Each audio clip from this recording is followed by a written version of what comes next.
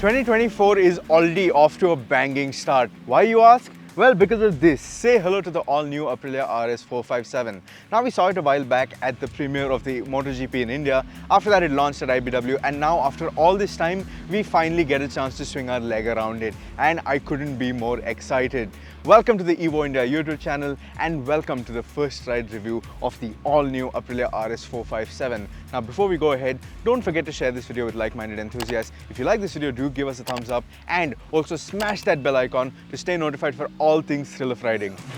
Let's go! I was born to kill it. I was meant to win. I am down to win it, so I will find a way. It took a minute, I didn't have to right away. When it get hot in the kitchen, you decide to stay. Now, to most people, the way a bike looks is really important to their deciding factor as to whether or not they're going to buy that machine. And in that case, Aprilia had really big racing boots to fill, because this, after all, is the baby version of the RS 660, which in turn is a baby version of the RS V4. And on that front, Aprilia have really nailed the design brief. This does actually look like a smaller version of the RS 660 and the RS V4, and those are gorgeous bikes to look at, which in turn means that this is also quite the handsome looker. You have these distinct Aprilia DRLs, and hidden beneath those are very smartly designed winglets. So you have wind going through here and around and going towards the engine and all of those parts. And these aren't winglets that protrude out of the fairing, which many people like or dislike. Now, that really is up to you. Now, as you step beside, you have your entire side panels that come all the way up to the engine. You can still see the clutch cover, and more importantly, you can also see this aluminium twin spar frame, again an inspiration from the bigger RS V4. And one thing I want to talk about this particular color scheme is just the way it reflects to the light. And in some angles it can look green, in some angles it can look purple, in some angles it looks black, or even a darker version of a grey. And I really like how this looks in different lights. Now, if you're approaching the bike from the rider's angle, you're greeted to this wide clip-on handlebars and the center yoke. It has slats in it, it has the Aprilia logo, and just behind that is a 5-inch TFT display. It's crisp, it's nice to read even under harsh sunlight, and it has all the information that you'd need laid out pretty nicely. Now, moving behind, you have this fuel tank that looks properly sporty. It looks like it's been picked straight off of a race bike, and I really like these places where you can grip your legs. Now, the seat is comfortable, it's not very big, but even a larger rider like myself can sit comfortably, and I can even scoot behind on the racetrack when I'm going in for a tuck. Now, the rear seat, I can't comment on much because I need to put a pillion on, and the racetrack isn't a place to put a pillion on the bike, so that will be verified with our proper road test. But let's just talk about the rest of the rear end. Now, you don't have an exhaust pipe that comes out, you have an underbelly exhaust which looks really nice, and you have this traditional Aprilia taillight, and you also have these wing sort of things that double up as the grab rails for the pillion. So overall, in terms of the design, this bike is certainly a winner, and I really like the way it looks. In terms of fit and finish, this is not the poster child for quality, but all the units there at the first ride certainly seemed better than they did at the first look event in Delhi and even at the launch event in IBW. But how the plastics and the paint age is something only a lot of kilometers and time will tell. Let's go! Hickory dickory dock. Back from the dead is a miracle, doc. They counted me out. Moment of truth, counting it down. So you saw the bike, you like how it looks, and now you're wondering what it rides like. Let's start with the engine, because that is a big talking point about this bike. Now, this uses a 457cc liquid-cooled parallel twin engine with a 270-degree rotating crank. That makes for a very interesting exhaust note. So before I tell you about the performance of this motorcycle, I think we should take a listen.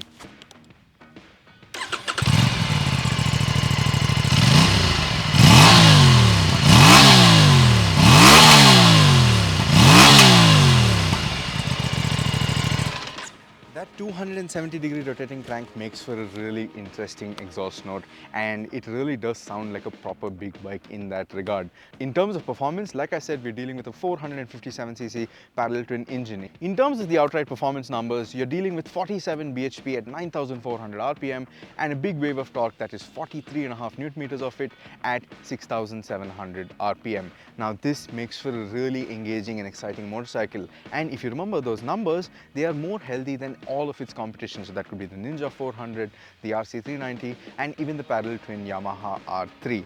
And this does certainly feel that way as well. But what's really exciting about this bike is just how tractable it is.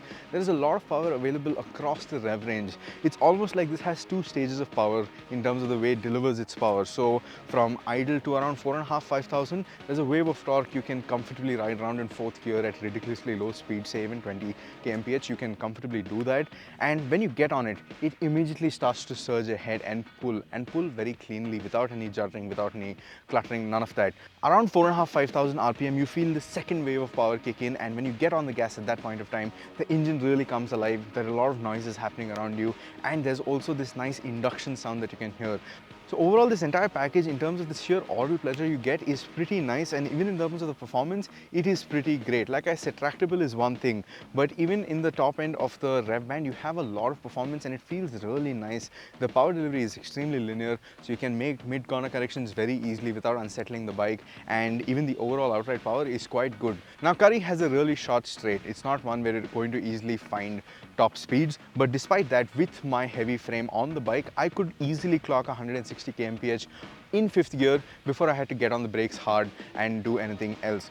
So in terms of performance, it's there. It certainly does feel really fast. Now, whether or not it is actually outright faster than its rivals is something I want to find out with a comparison test. So if you'd be interested in seeing that, do let me know in the comment section down below. But what I can say is the performance is really strong. It's punchy, it's potent. You have a well-defined low end, you have a strong mid-range, and you also have a really strong top end. In terms of refinement, this does have a bit of vibrations, and that especially is more apparent in the higher end of the rev range, but it's not annoyingly so. You don't really feel them at the handlebar or the pegs. There's just a general vibration that's happening around the motorcycle, and even after sustaining those vibrations for longer durations like we were on the racetrack, they didn't leave you numb or tingly when you get off the bike. So in that regard, this seems to be a really promising engine package, and I can't wait to see what it'll be like in the road, especially given how tractable it is. In terms of the gearbox, you have a 6-speed unit. Now, this is not mated to the quick shifter. That is an optional accessory. Whether or not it's going to be available in India is still uncertain, but most likely it should be. But prices and launch details aren't out just yet. The gearbox in itself is quite a nice unit. It is sharp and it is tactile. There were some missed shifts every now and then. Overall, the gearbox is quite responsive and a fun experience. And this fun is amplified further when you have a look at the clutch, because this gearbox is mated to a slip and assist clutch, and that means a really light clutch pull, which means no fatigue over your entire riding session. So the lack of a quick shifter is not really something that bogged me down. We about to change the game. We out here taking names. Let our voices rise. A good potent engine setup is pointless without a chassis that is capable of putting all that power down. And in the case of this Aprilia RS 457, I am really happy to report that the chassis setup is just as impressive as the engine. Now, you have an aluminum twin spar frame like the bigger Aprilia RS V4, and this frame, it hangs off of 41mm upside down forks at the front and a monoshock at the rear. And here's the good part, the monoshock and the upside down forks both are adjustable for preload. Now, before I get to how this rides, let's just talk about the ergonomics of this motorcycle. As you can see, I'm 5'10". I am flat footing this motorcycle really comfortably. There is a nice comfortable bend in my leg, and when I get it up, it is a slightly rear set position. And here is where the bike feels a little cramped for a taller rider. But like I said earlier, the seat is roomy enough for you to manage going forward or backward and accordingly adjust to a riding style that you like.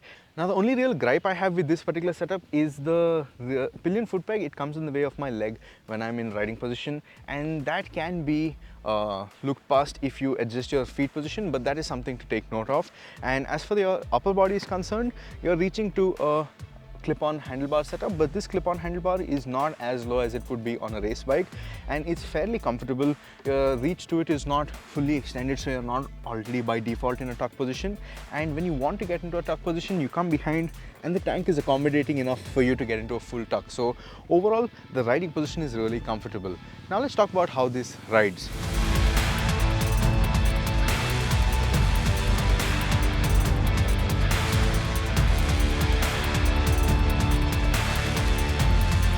Like I said, you have the aluminum twin spar frame, you have the upside down forks and the monoshock, both with preload adjustability, and the default setting. We didn't mess around with any preload settings today because Aprilia wanted us to experience the bike for what it is. The default setting I feel is quite neutral, and by that I mean it's neither too soft nor too stiff, but at the same time the way the bike damps is great. An example of this is barreling down the main straight at 160 kmph and getting hard on the brakes before the corner. The bike does pitch in a little, it does dive a bit, but not completely where you're out of suspension travel altogether, and that's a good thing because you still have enough travel left to maneuver the corners that lay ahead of you. In terms of the way this handles, it's quite nice. It's a sharp handler, it goes into a corner very nicely, it's pretty fast in the way it tips in, but it's not scary fast, so you're in control of the entire action of getting it into a corner, correcting it through the corner and getting it out of the corner. So that is really good, it gives you that control and it also allows you to fine tune it. Now that, like I said, is also due to the engine being so linear and tractable, so any corner corrections you can do, the throttle response is linear, so you can make those corrections, and the chassis itself is also very forgiving in that sense. Now the suspension, like I said, not too hard, not too soft, pretty well balanced, and you can always dial in the preload and get it to work optimally for your weight. And I haven't ridden it on the road yet, so I cannot really tell you how that will function on the road, but the suspension being the way it is, I have a sneaking suspicion that this will be quite a nice road bike as well. It won't be too plush, but it should be able to absorb everything, but then that again will be confirmed in our road test review. Now coming to the brakes, you have a 320mm floating disc up front that is chomped onto by a 4-piston bi-brake caliper, and at the rear you have a 220mm disc brake with a single piston caliper. Now the braking performance is sharp, it's linear and it's progressive at the same time, and you have good control, but one thing that I did feel over the course of our session is that the front brake, it fades quite fast. So the lever, it started coming quite a bit to a point where it was almost touching my two fingers if I was two-finger braking. So that is something that needs to be looked into. But that being said, considering that this won't be always out on the track, this shouldn't be much of a problem on the roads, but then again, that will be verified in a road test review. But my only complaint with the braking system so far is that it fades very quickly. Apart from that, stopping power is adequate. The suspension handles hard braking really well. It stays planted, it doesn't dive unnecessarily, and overall the ride and handling package comes in to make a really good track bike, something that will make for a good package for a beginner to upgrade to from a 200cc or a 150cc motorcycle. This is friendly and all the right things that a bike should be.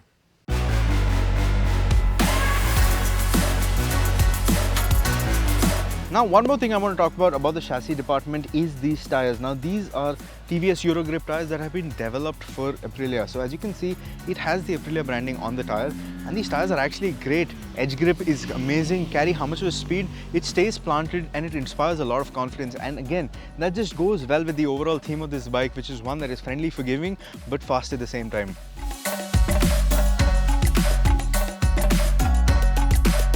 So in today's day and age, for any bike to be successful, electronics is a must, and that starts with a color TFT screen, which this bike does have.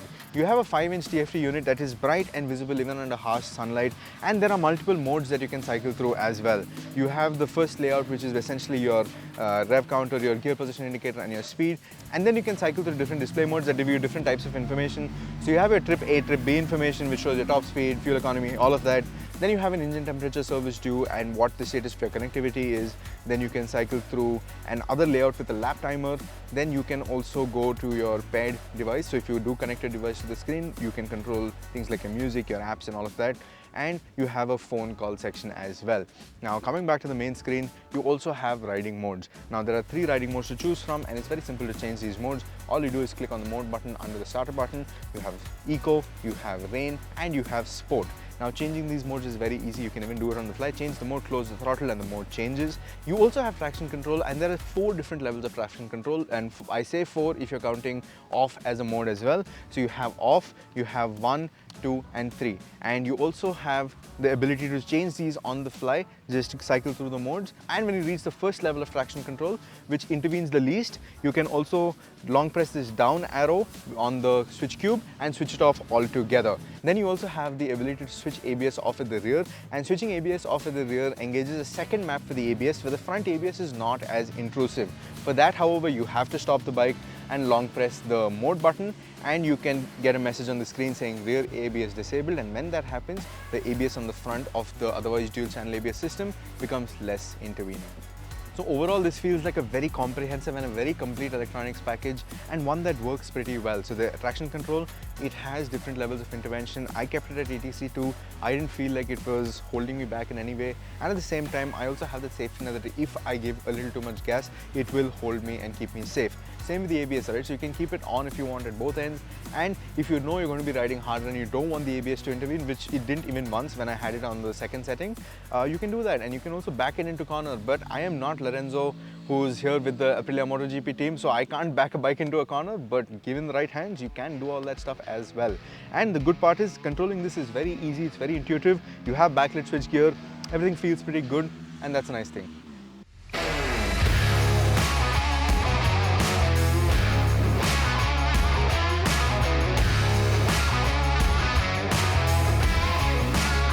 So it's now time to summarize this Aprilia RS 457. You have a really sweet parallel twin motor, one that is housed in a very capable chassis, one that makes this entire bike very capable, very friendly, and overall very rewarding. And once you're done riding and you step off the bike, it's also a really brilliant and beautiful bike to look at.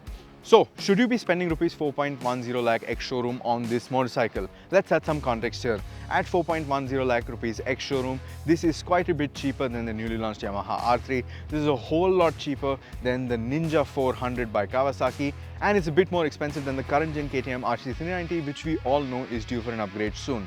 But as this stands, this is the most powerful bike. How much more in terms of speed and pace you can get on this bike as against its rivals is something we can answer with a road test review.